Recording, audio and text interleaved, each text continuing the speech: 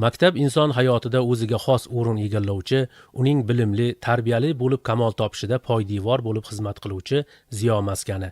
Bu yerda ta'lim-tarbiya olish uchun qadam qo'ygan har bir o'quvchi eng avvalo o'zligini anglay boshlaydi. Asta-sekin fanlarning qiziq, sehrli olamiga qadam qo'yib, bilimlarini o'zlashtirish orqali butun borliqni tushuna boradi. Ushbu jarayonlar natijasi o'laroq ular o'z kelajagini belgilaydi. Buning albatta qulay muhitda tajribali pedagoglar qo'lida bilim olib, kamolga yetgan o'g'il-qizlar kelajak poydevorlari sanaladi. Samarqand shahridagi 42 umumta'lim maktabining pedagog jamoasi ham ayni shu maqsadlarda 2672 nafar o'quvchiga ta'lim-tarbiya berib kelmoqda.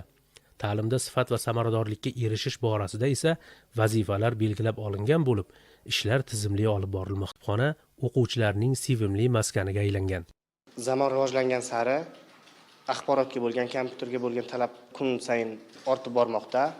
Demak, bunda bizda hozirgi dars o'tishimizga qulay bo'lgan sinfxonalar, zamonaviy kompyuterlar va elektron doskalar bilan jihozlangan. O'quvchilarimiz ITga bo'lgan qiziqishlari juda katta. Bulardan biz bor imkoniyatimiz boricha, bilimimiz boricha dars o'tyapmiz. Kelajakda bular O'zbekistonda, balkim butun dunyoda IT sohamizni va informatika fanini rivojlantirishga katta hissa qo'shadi degan umiddaman. Bizning maktabimizda hamma shart-sharoitlar bor. O'quvchilar uchun ichki sport maydonlar va tashqi yoz uchun tashqarida ichki sport maydonlar, hattoki musiqa xonalarida alohida har bir asboblar va informatika xonalarida har bir o'quvchilar uchun kerak bo'lgan yetarli kompyuterlar mavjud. O'quvchilar darslardan keyin biron bir kitob o'qimoqchi bo'lsa, bizni maktabimizda kutubxona ham mavjud. Men masalan kutubxonadan chiqqan va maktabdan chiqib to'garaklarga boraman. Matematika, ingliz tili to'garaklarga qatnashaman va men kelajakda O'zbekistonga yetuk kadr bo'lib yetishmoqchiman. Uning uchun bizning maktabimiz barcha shart-sharoitlari mavjud.